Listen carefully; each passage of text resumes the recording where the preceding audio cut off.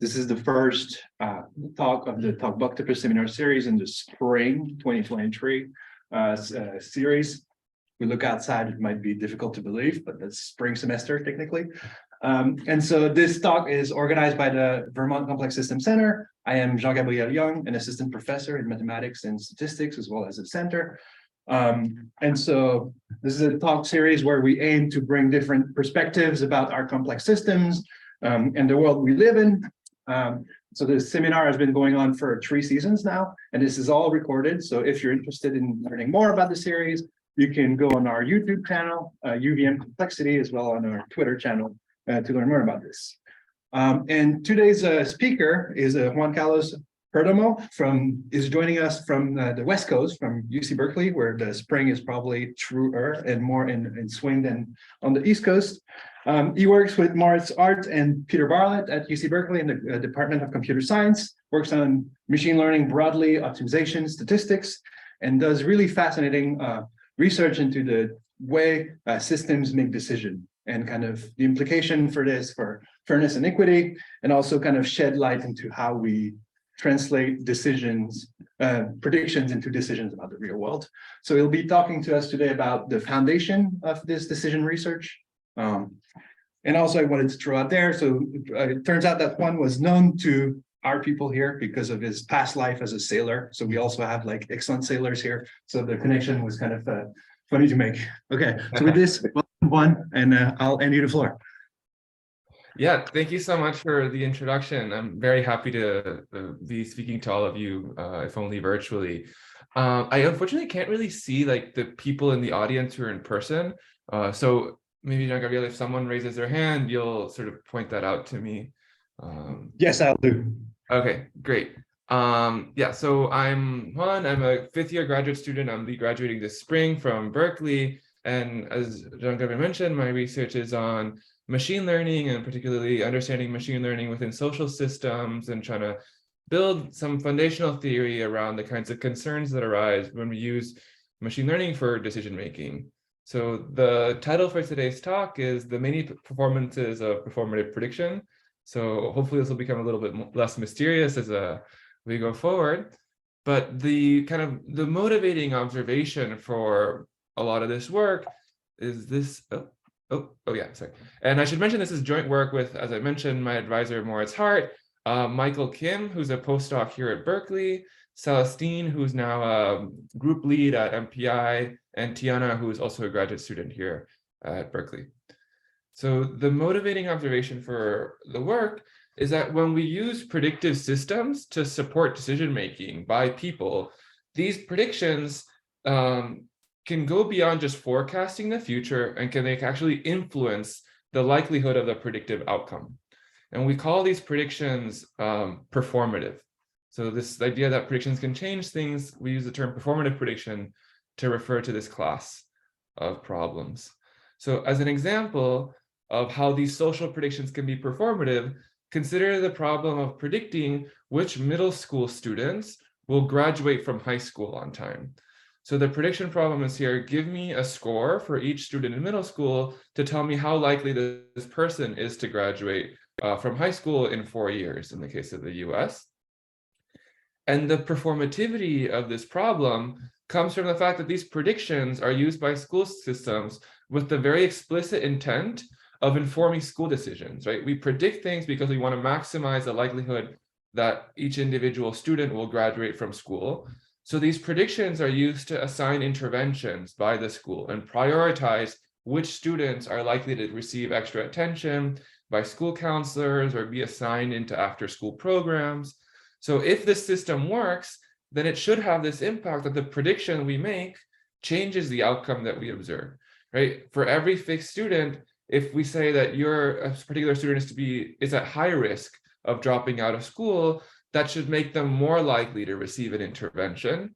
And ideally, this high-risk prediction should be self-negating, right? Like if I predict you're high risk, that hopefully leads me to put you into some program that makes you low risk. So we have this kind of feedback loop from the prediction system to the world around us. And this is not something that's like typically acknowledged in lots of formal frameworks of machine learning, like supervised learning, right? A lot of problems look more like rain prediction problems. Like if I predict whether it's going to rain tomorrow, that prediction I make does not change the likelihood that it's going to rain. But these kind of interfaces are broken for a lot of these social prediction problems. Okay, and so here I've talked about this education example, but I think that once we sort of recognize this performative aspect to prediction, we start to see it everywhere. Okay, so in online content moderation, things like YouTube or here the New York Times For You page, right? The predictions we make influence the content that we show you, changes your preferences, changes the thing you click on. In traffic forecasting, the predictions, if I predict that a particular route has low ETA, say to get from Berkeley to the South Bay, that changes people's decisions and traffic patterns and hence affects the true travel time.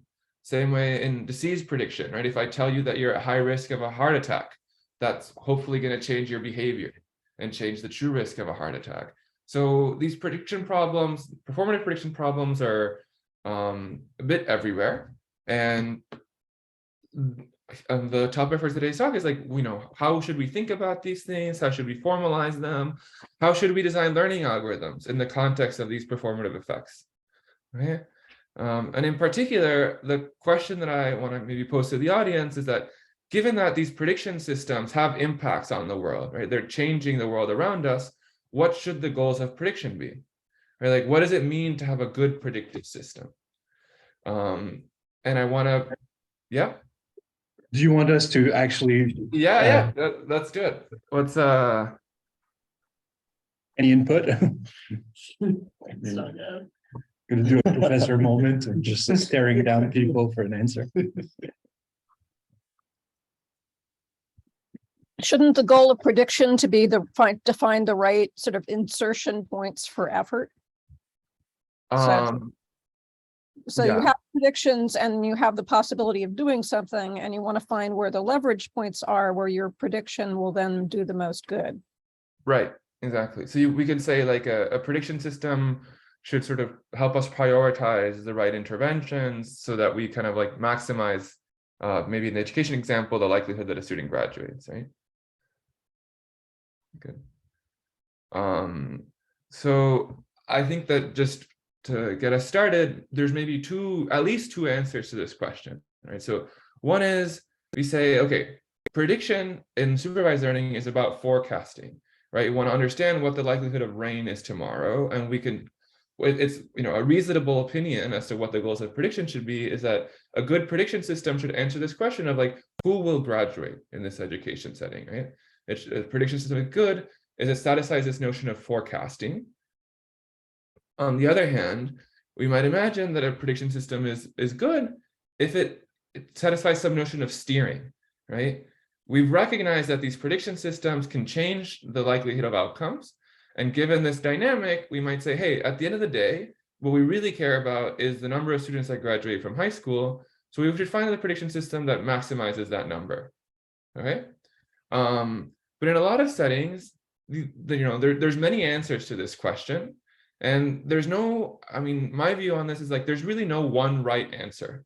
Right? I think every answer is very valid and it can change depending on the social context and how we, depending on what the impacts of prediction are and how these things might change. Sorry. Hi, I have a question here, Juan. Yes. Is there a relationship in terms of order? It seems to me that I need a forecasting system first, so then I can use a steering one, if that makes sense. Like I need to have an idea of how many people would graduate or not, for then have like which ones or something like that.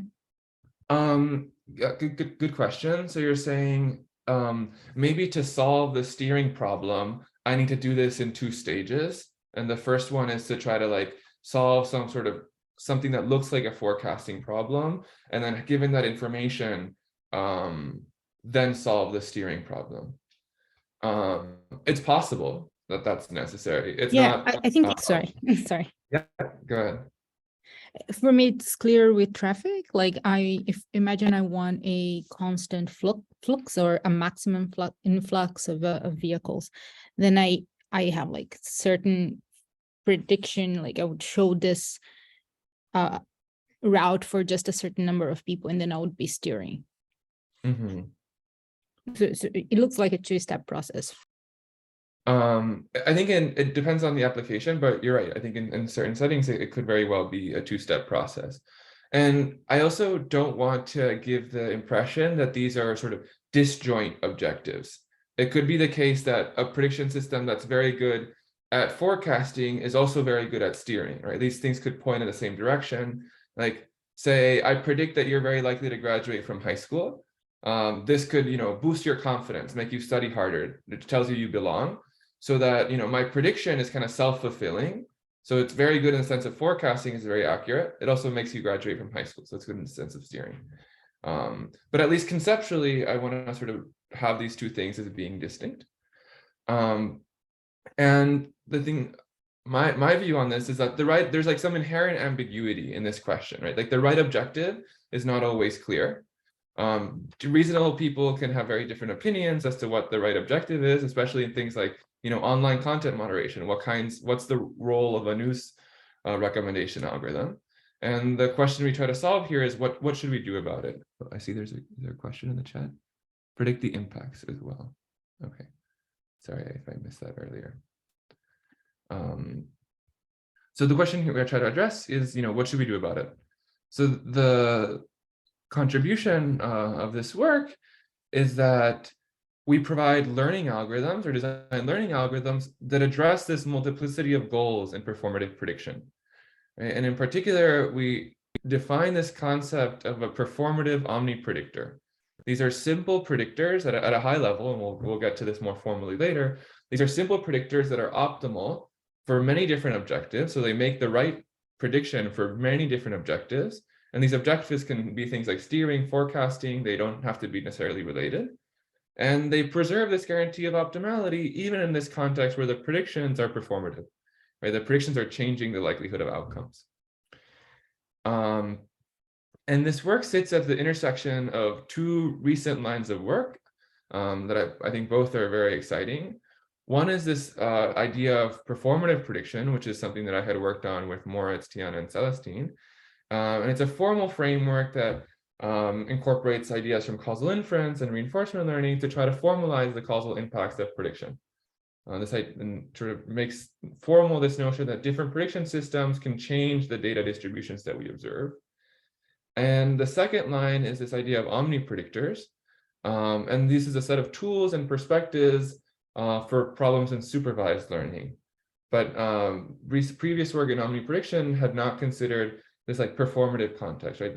How that prediction systems can actually change the world around them. This is really just in like standard supervised learning. So our work that I'll be talking about today lies at the intersection of both of these lines of research, and hopefully provides a novel answer to this question of what the goals of prediction should be and how should we design prediction systems. Good. So, So the outline for the talk today is that I'll start by providing some background on performative prediction and discussing a special case of performative prediction called outcome performativity. So this is just general framing. Then I'll provide an overview of performative omniprediction, like what is this solution concept that we introduce. And at the end, I'll talk about algorithms and how we actually go about learning these performative omnipredictors. Any questions so far? Well, I think it's great. Looking forward to. Good. Cool. So starting with performativity. So in performative prediction, the kind of key conceptual difference relative to supervised learning is that different prediction rules can induce different data distributions, right? If I predict graduation rates with one predictor, the world of the rate at which students graduate might look very different than if I predict using a different decision rule. Consequently, the value of a prediction rule, we measure it by something we call the performative risk. So for those of you that may be familiar with supervised learning, this looks a lot like typical supervised learning objectives, right? We're just computing the expectation of some loss function. And for simplicity, you can think about something like the squared loss. which measures the value of your prediction rule. The key difference is that we take the expectation of this loss function not with respect to some fixed distribution over features x and outcomes y, but rather with respect to the distribution d of h. So d of h is the distribution over features x and outcomes y that is induced by my decision rule h. And different decision rules h can induce different distributions. Good. And we say that a prediction rule is optimal and performatively optimal if it minimizes this quantity. So h star is performatively optimal if it achieves the minimum performative risk relative to some class of decision rules, capital H. So to make things concrete, you can think about capital H as like linear threshold functions or decision trees, right? So these are mappings from features to predictions. To make things very concrete, just think about binary predictions like 0 or 1. And I'm saying that H star is the optimal decision tree if it minimizes the performative risk across all decision trees. And each decision tree can induce a different distribution over data. Okay. Any questions? We have a quick question here, yes? Yeah, just to clarify, are we talking about a sort of static process where you make predictions, then those predictions are used in some way, and then we look at the outcomes? It's not like the prediction influences the outcome, which then it's not a temporal continuous process. Is that right? I'll explain exactly what the data generating process is in a second. So at this point, it's just like very general. Like, you know, I make the predictions according to H, and I observe data sampled from D of H. But I'll make this more concrete in a second. So in particular, in this work, we consider what we call the outcome performativity thesis. So it's like the predictions impact the future outcomes. So imagine the data generating process that looks something like this. We sample some set of features X from some fixed static distribution D. So in the education setting, this might be the features that you're using to make predictions as to who will graduate. So this is like students in 5th grade or 6th grade, and the features are things like demographic information, the school they're in, their academic scores, their attendance rates. And on the basis of these features, we choose some prediction y prime. So this is, think about it as like a binary prediction, like whether the student will graduate or not. And then later on, we observe some outcome. And then for simplicity, we'll assume that this outcome is just a Bernoulli random variable. So it's just 0 or 1. But crucially, the conditional distribution of this Bernoulli random variable depends on the features X, but it also depends on the prediction we make y prime. So if there was no dependence on y prime, if the predictions did not influence the distribution over outcomes, then this would just be supervised learning. Okay, but here we're saying like the prediction we make can change the outcome that we observe. So we'll allow the prediction, the choice of y prime to influence that. Does that answer your question, Eric? Yes. Yep. Cool. So yeah, just for a bit of notation, I'll call this data generating process. This is D of H. So when I say that you make predictions according to H and you observe features and outcomes from this data, this is the process that I'm referring to. And throughout the talk, I'll use this idea of P star as like the conditional probability of the Bernoulli random variable. So P star is just a function from features X, which you can think about them as like vectors or, you know, binary vectors, and then y prime is the prediction. And for every pair of feature and prediction, it outputs a number in 0, 1. And then we toss a coin with that probability, and that gives us the outcome. So, you know, the fact that this is Bernoulli is not super crucial, but it just makes the ideas very clean or simpler to understand. Good. So outcome performativity is a special case of performative prediction, right? Because we're ruling out the fact that these predictions could change the distribution over features. Here we're saying they could only change the distribution over outcomes. So in the general setting, H can impact the joint distribution. So an example you could have in mind is performative prediction generalizes what's called strategic classification. For those of you who may not be familiar, strategic classification tries to describe problems like lending, right? Like assume that I want to give people a loan, and the bank publishes a classifier that determines, whether someone will get a loan. If this information is public, people might try to change their features, like say open up more credit cards, or change the way they present themselves to the bank, so that they increase the likelihood of getting a loan or achieving some favorable outcome. So here, we have this dynamic that the choice of decision rule influences the distribution over features, but in outcome performativity, we rule out that kind of dynamic, right? We sort of consider this process that is in the bounding box here, that I think is a pretty natural model for things like education. Quick question, Juan. Would that, you had the example of traffic, would that be outcome performativity, or would it be more general? I think the traffic is pretty outcome performative, right? People the features are pretty uninfluenced by the choice of predictions, really more just like the outcome. Okay. Any other questions? Good. I think we're good. Cool. So that was just the background on performative prediction. Now I'll talk about performative omniprediction and how we try to address this multiplicity of goals in this setting. Okay. So previous work in this area, performative prediction in particular, had assumed that people sit down in a room and hash out what the goals of prediction should be, right? People sit down and say for education, the goals of prediction is really just forecasting. We want to be very accurate, or we want it to be steering. But this decision as to what the goal and what the loss function should be is kind of fixed. There's just one loss function, and it's known in advance. And then we collect data and do some computation to find the optimal predictor for that loss function. The issue with this, of course, is, as we mentioned earlier, specifying a single correct objective can be very challenging, right? We might not be completely aware of the ways in which our prediction system is changing the world around us.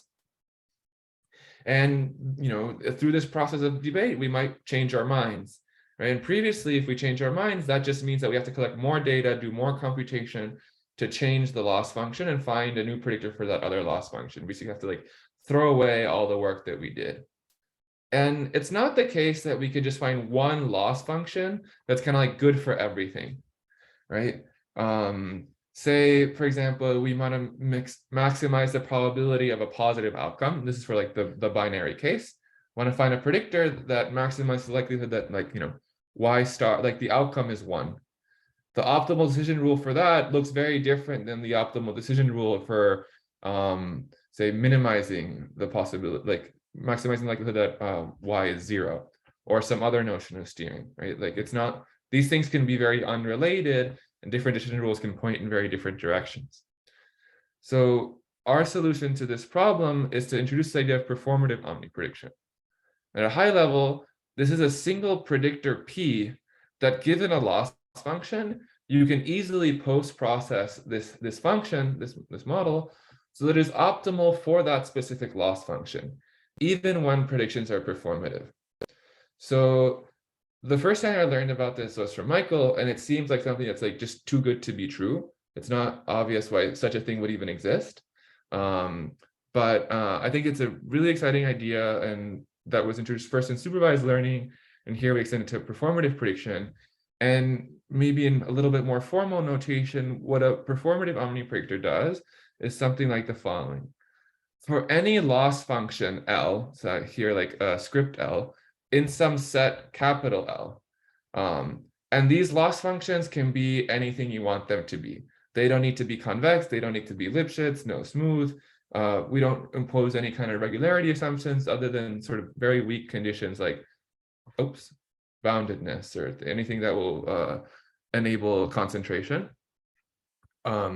We have this guarantee that the performative risk, so I've denoted here by PR, of the post-processing, so this is the tweaking of my omnipredictor, according to the loss function L, approximately minimizes the performative risk.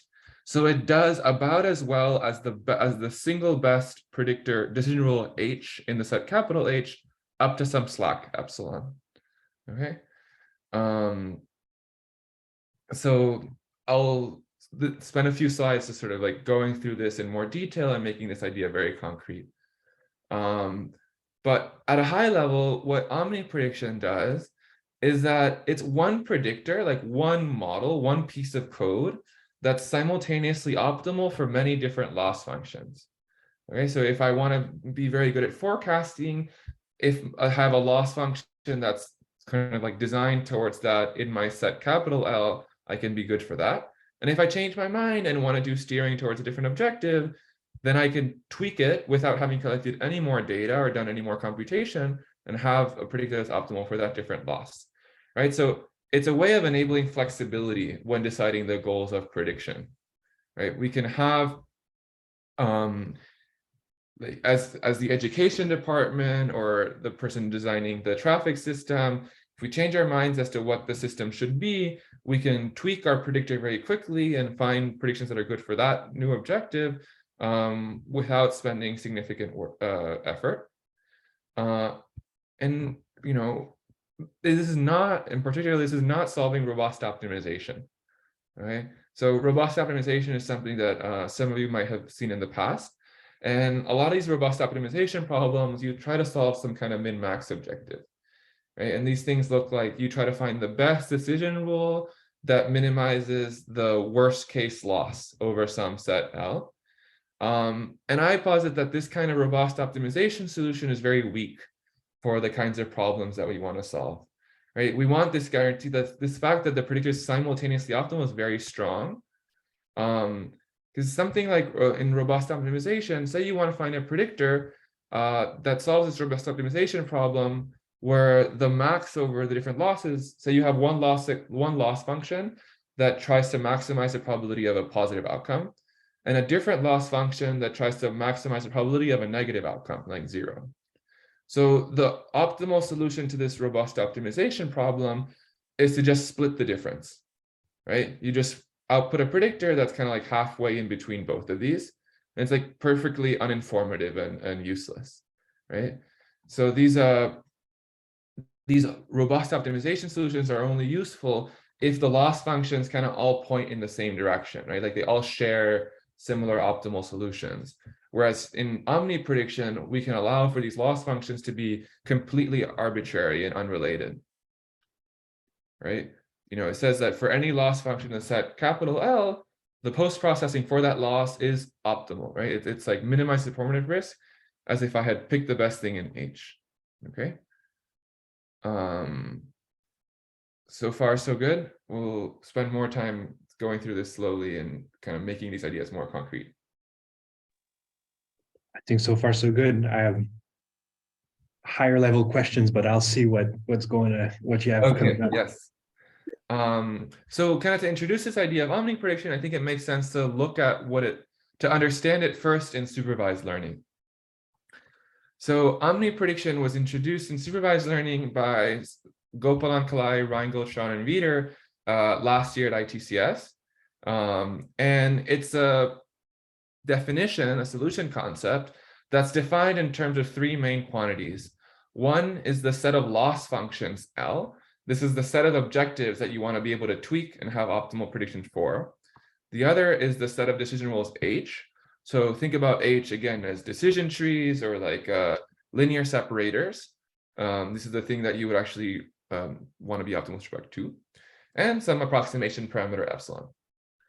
Okay, and then we say that a predictor P and the omnipredictor is just a function in the supervised learning case from features X to the unit interval.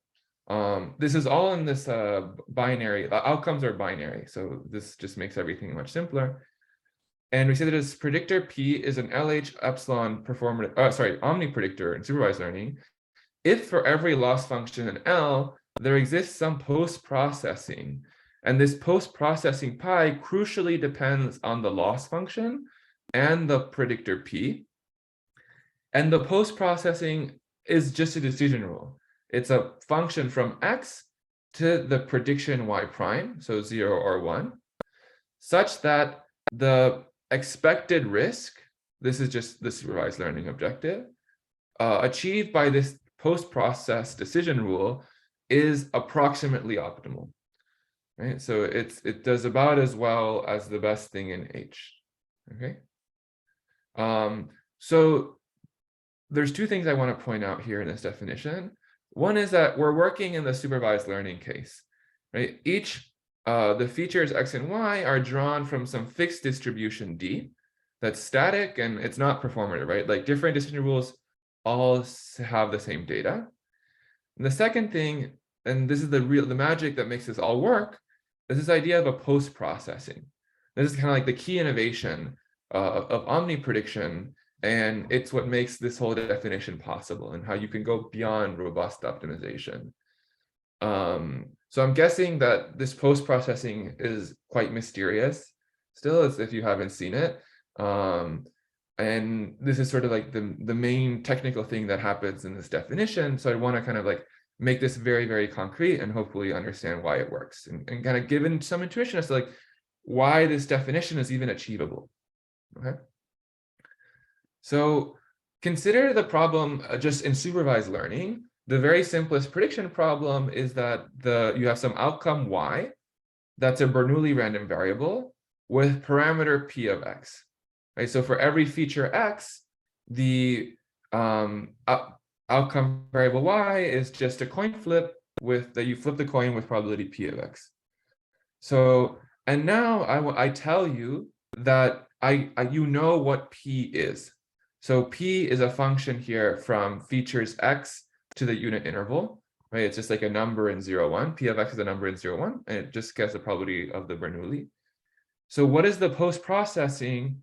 What is the optimal post-processing for the squared loss? Give people a second.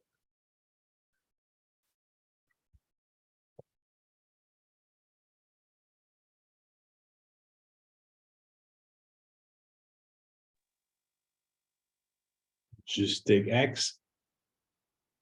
Yeah, right. So the squared loss, the optimal prediction for the squared loss is just the conditional mean, right? The conditional mean achieves minimum risk over all functions for squared loss minimization. So because I know what p is, what this like probability p, then I can just the post-processing is really just like the identity function, right? I get given x, I can compute p of x because I know what p of x is. And I can just output that same thing, and this minimizes the squared loss. Okay. And then you do the same, ask what the same thing is like for something like the 0, 1 loss, right? So what is the post-processing for the 0, 1 loss?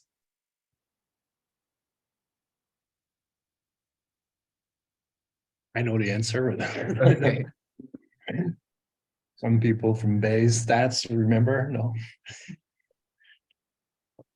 Yeah, so maybe it's been a while since intro stats, but the answer is just the most likely outcome, right? So to minimize the 0, 1 loss, the optimal thing to do is just to consider whether the conditional probability of the outcome is above or below 1/2. If it's above 1/2, I'll say 1. If it's below 1/2, I say 0. Okay. So the kind of like the thing I want to point out is that if you knew what p of x was, then this post-processing is something that's really easy, basically, right? Like squared loss is just the identity, for 0, 1 loss is just its thresholding. And this is pretty cheap to do, right? Like, you know, computing a threshold function is like not very hard. And kind of like the key observation is that if p star is the truth, right? Like p star gives you the conditional probability of the outcome variable for every little x. So the true outcome, nature's outcome, y star, is a Bernoulli random variable with p star of with parameter p star of x. So kind of to make this concrete, think about p star of x as the conditional probability of graduation for students with features x. Okay, so graduation is a 0, 1 outcome, and P star of X tells you what the probability of graduation is. Then P star is in fact an omnipredictor for any choice of loss function and decision rules H and approximation parameter epsilon. And the reason why this is true is that given a feature X, the post-processing of the of nature, like this this function P star, if we just compute the prediction Y prime that minimizes this conditional expectation, then this is the optimal prediction in a pointwise sense, right? It says for every little x, I'm choosing exactly the best thing because I'm computing this minimization exactly. So once I average over x, I must do at least as well as any decision rule in H. So I'll give people a second to stare at this. But I guess maybe to make things very concrete, think about Y star is just a Bernoulli random variable, right? So this expectation here is just the sum of two terms, right? It's like the loss function of x and y prime and 1 times the probability that y star equals 1, plus the loss of x, y prime, and 0 times the probability that y equals 0, right? And I can compute these probabilities exactly because I know this function P star. So to compute this argument, if the set of predictions is discrete, like say my prediction y prime must be either 0 or 1, then this minimization can just be done in like by enumeration, right? I just, for every little y prime of my possible predictions, I just compute these two numbers, I store them, and I output the minimum, the one that's smallest. That's how I compute this argument function. Okay. This is pretty crucial. So does people have any questions about this?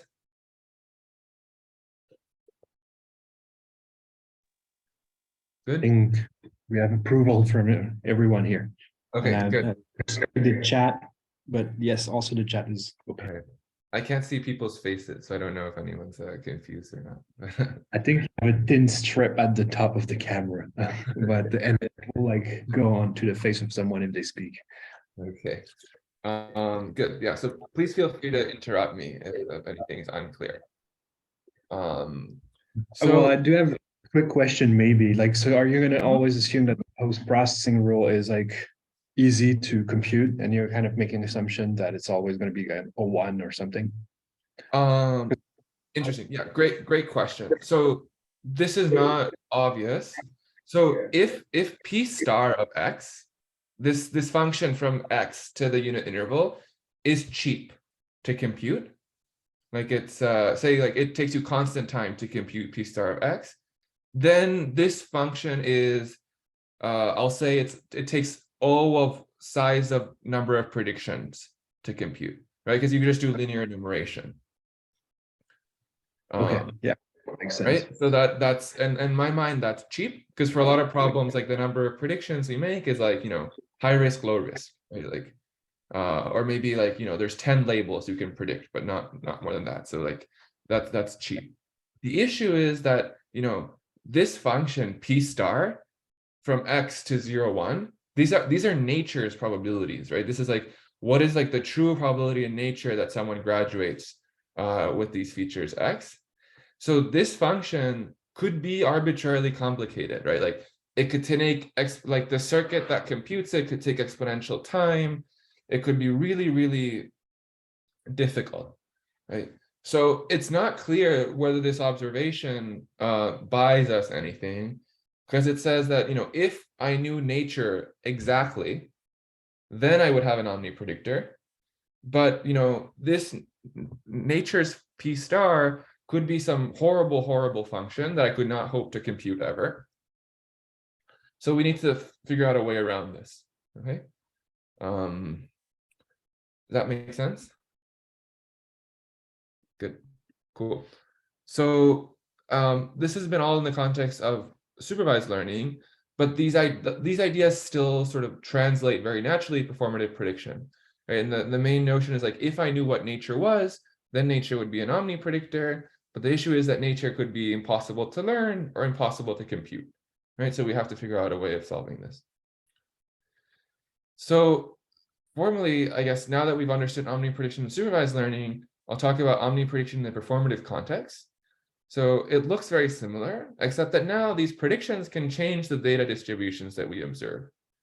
So we say that a predictor P, which is now a function from features X and the outcome and the prediction Y prime to the unit interval, is an omnipredictor for a set of loss functions, capital L, and a set of decision rules H. If for every loss function, there again exists some post-processing such that the post-processing of the omnipredictor P, according to the loss function L, approximately minimizes the performative risk. So the key difference here is that the type signature of the omnipredictor has changed, right? So whereas in supervised learning, the omnipredictor only took in features X, here the omnipredictor is a function from X and the prediction Y prime to the unit interval, crucially because like the outcome probabilities depend on Y prime, right? Like the probability of graduation for students with features X is different if I predict that they're low risk versus high risk. So we need to kind of build that into our omnipredictor P. But other than that, we want to kind of achieve what looks very similar, right? We want to minimize this performative risk. But here, this is, the strict generalization of what happens in supervised learning, because these decision rules are changing the data distribution, right? And this makes the optimization problem more complicated, but we still want to achieve this definition, right? We want that the post-processing of P for any loss function in the set capital L is good, all right? It's like approximately optimal. Any questions about the definition in the performative setting?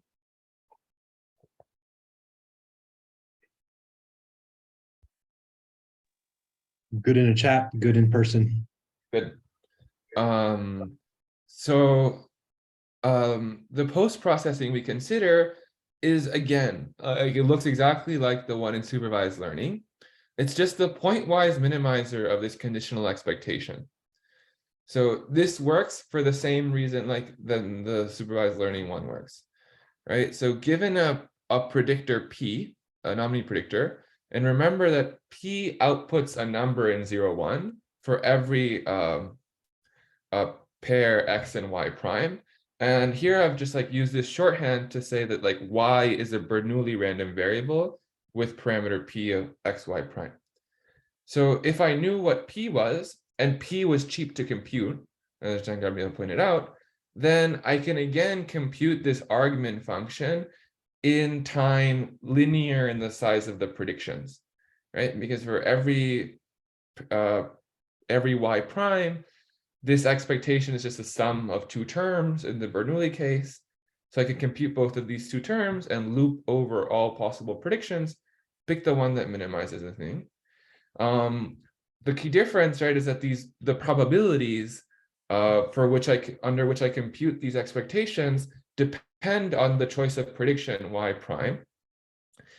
But on some level, like from a computational perspective, nothing really changes, right? Like this argument function takes exactly the same amount of time to compute as in performative prediction. As in supervised learning.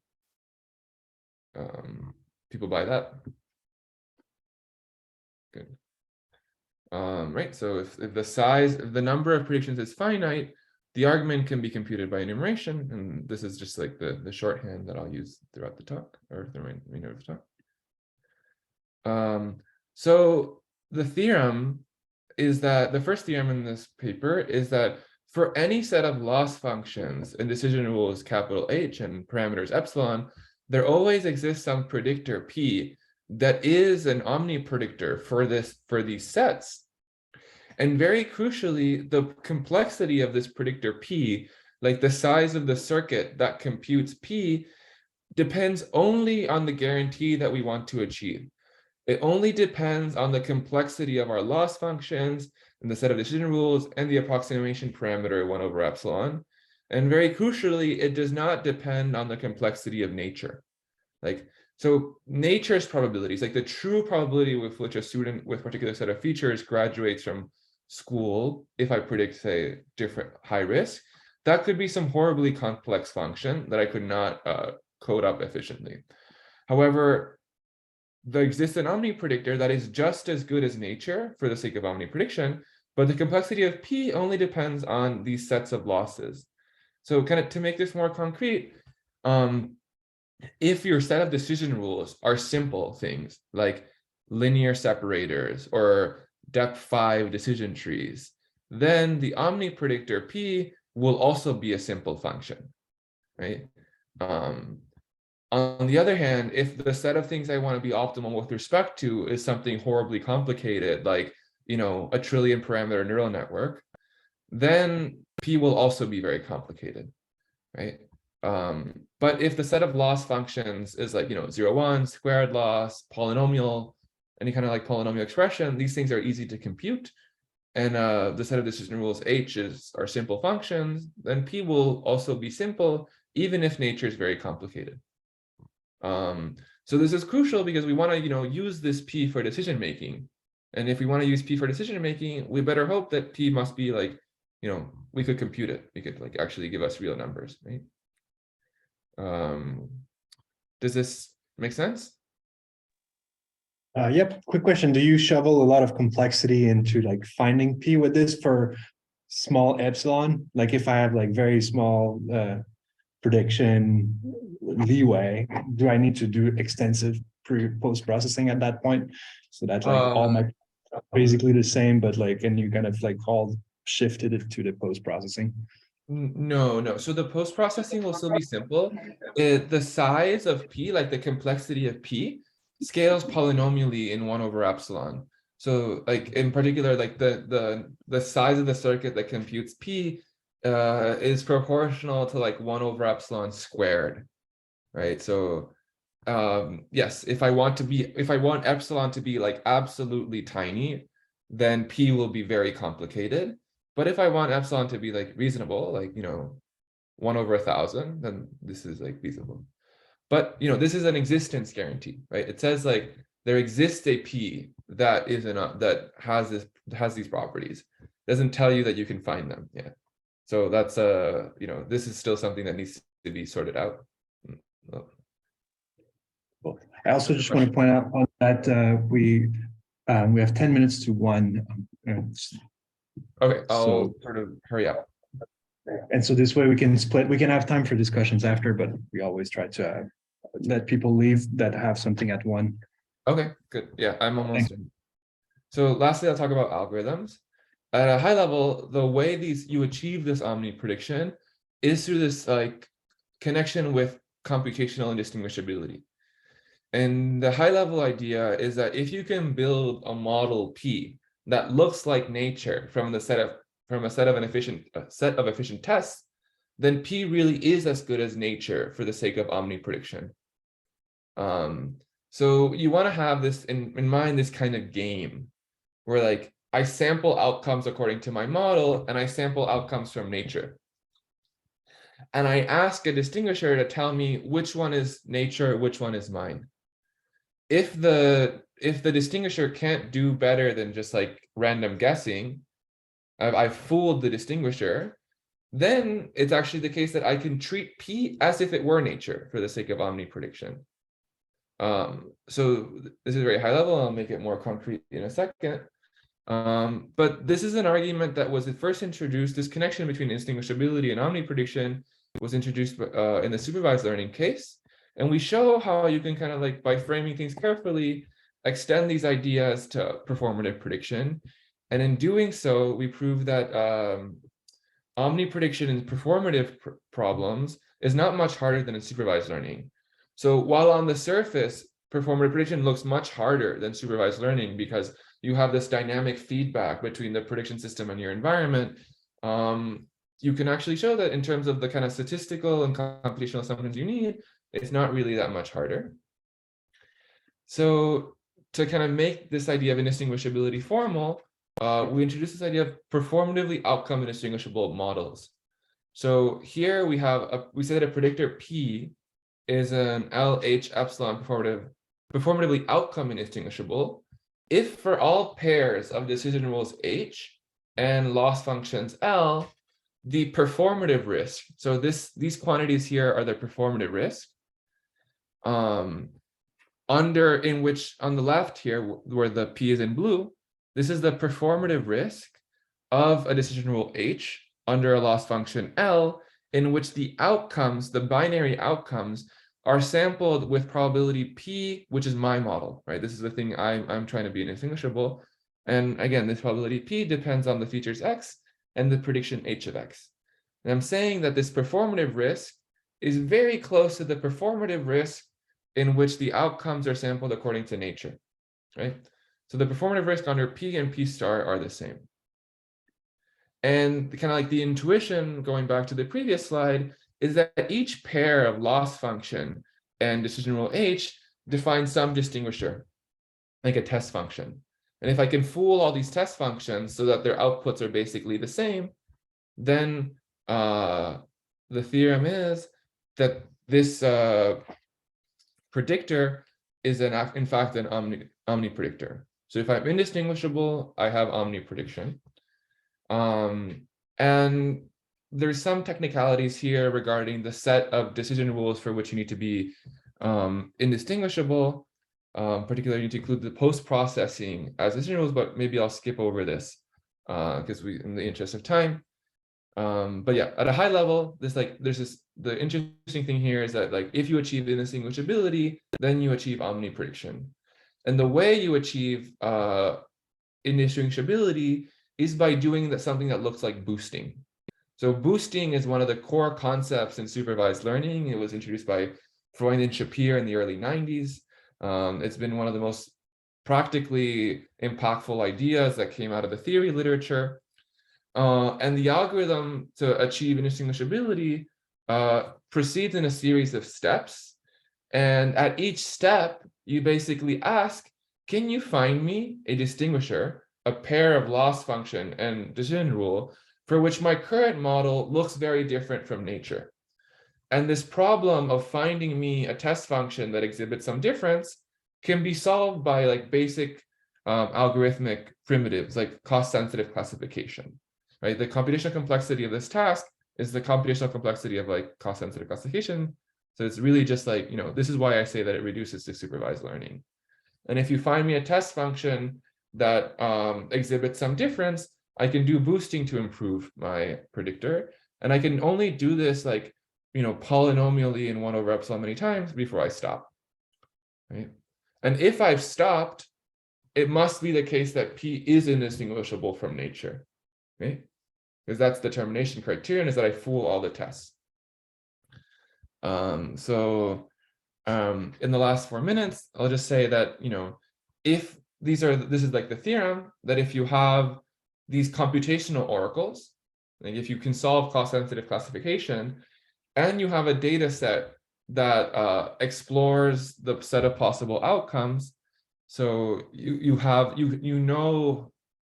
prediction, like you have something that looks kind of like RCT data, like you have data in which some students were predicted to be high risk, some students were predicted to be low risk. You observe some outcomes under either prediction. Then this algorithm is statistically and computationally efficient. Like it runs in polynomial time, it uses only polynomial many samples, and it returns a performative omnipredictor. And I'm so sorry for going fast, just want to make sure people can leave. I'm happy to take any questions and go back to any details that might have been glossed over. But the punchline is that, omniprediction and formative prediction is not much harder than in supervised learning. So just summing up, we started with this observation that social predictions are performative, right? They can change the world around us. They don't just predict it.